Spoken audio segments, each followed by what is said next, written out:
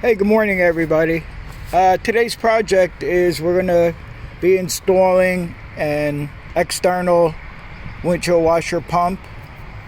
What we're going to do is I'm going to take it out of the work truck that's out of service now. I only put this in about a year ago and I hardly ever used it. And you can see already that the motor's getting all rusty already. So,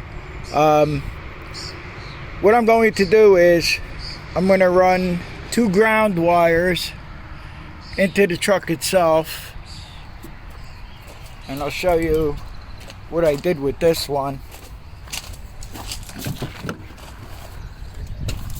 I installed the toggle switch here. It still works. I still got to take it apart yet and put everything into the other truck.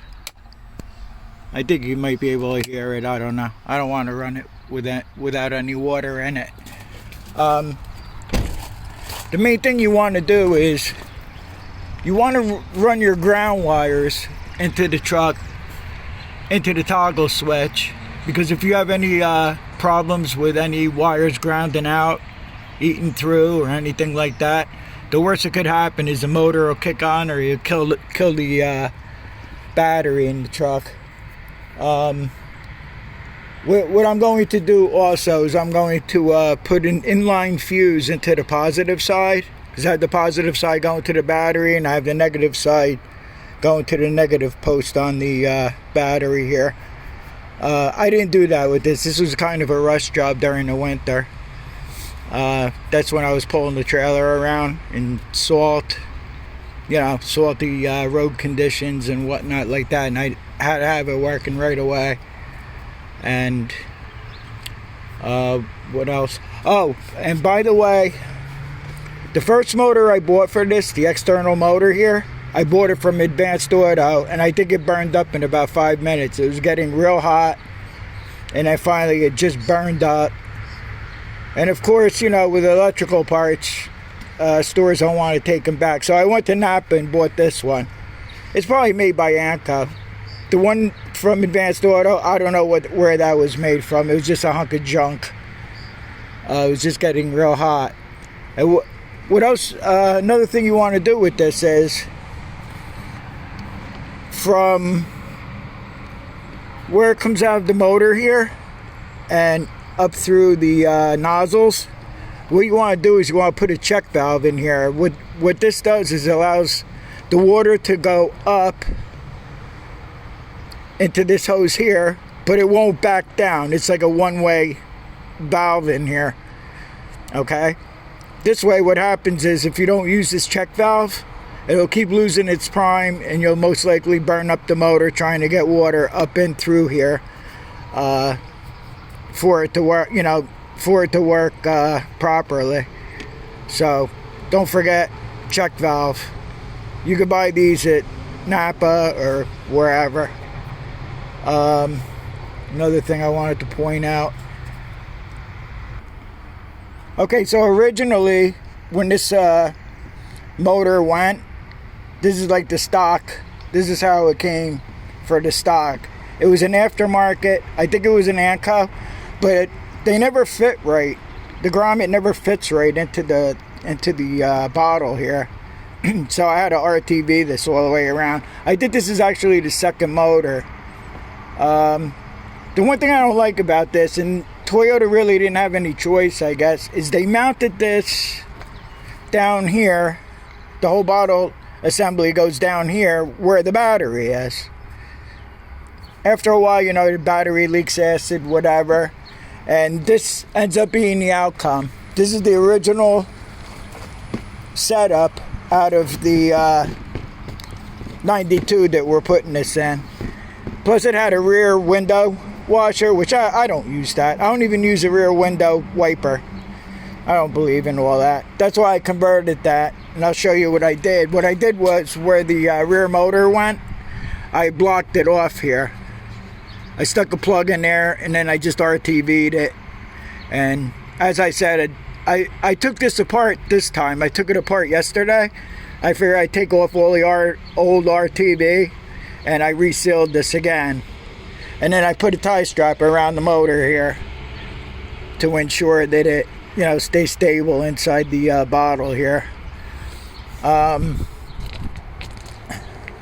Like I said, this was a really bad idea. Okay, granted, the truck's 28 years old, so, you expect this to happen. Like, this part of the motor is gone. This part of the motor, I don't know, maybe this motor works, maybe it don't. I wouldn't trust it at all. So, we're going to install the bottle I just showed you. Like I said, this motor didn't last. I think I put 2 of these in. They didn't last too long, maybe 3 or 4 years, and then they burned out. So what I'm using this is for the feed for the windshield washer solvent. The new external motor will be sucking the fluid out through here. Like, there's no restrictions in here or anything like that, so you don't have to worry about that. But okay, we're gonna go get on with it, and I'm gonna wire it and show you what's going on as we go. Okay, so it's a very easy concept here. Okay, here's the motor. The black wire that comes off the motor is the negative side. The white wire is the positive side. So what I did was, I pulled the whole harness out. This long wire here that goes into the truck. Okay, so what you're going to do is you're going to hook the one negative side up to the negative terminal on the battery right here. Okay, and then you're going to send these two into the truck, and you're going to use a toggle switch. When the toggle switch is on, you're completing the circuit for ground. Okay, when you shut the switch off, you're opening the circuit so it has no ground, so the motor won't work. And then what I'm going to do right now is I'm going to put that inline fuse in to the positive side. And I don't think I showed you what I bought here. I bought this from Napa also. Whatever I did with it. I don't think I took it out of the truck yet here. What I bought was, 15 amp fuses. This is the Napa part here. I can't see it because of the sun glare. Maybe you could see it. Okay, here we go. It was a 78, 46, 18.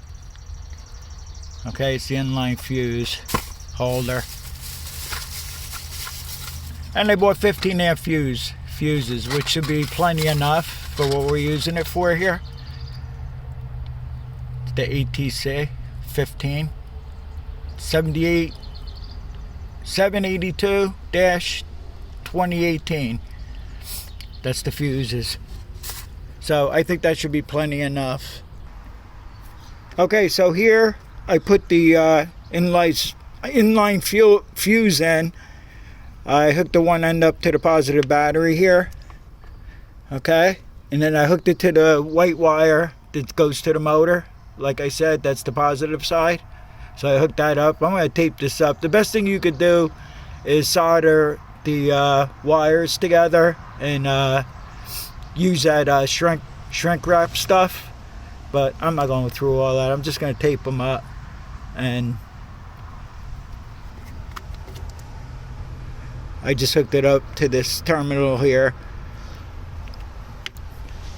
And then with the negative side here, like I said, you have the two wires coming out from inside the truck. They're both negative sides. So one side you put to the black wire on the motor. That's your ground. And then I grounded it to the ground on the battery here, the negative side. And then I went inside here.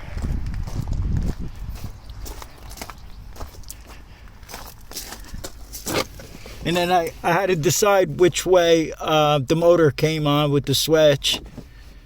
So if I push the switch down, the motor comes on. If I pull the switch up, then I can't really show you that well, but I'll show you later. I'm going to put the water bucket in. First I'm going to test it and make sure it doesn't leak, and then we're going to try it. See what's up with it.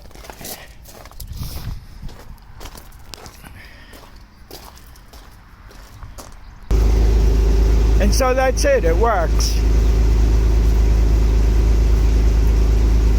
Okay, that's it for today. Thanks for watching, and I'll see you on the next one.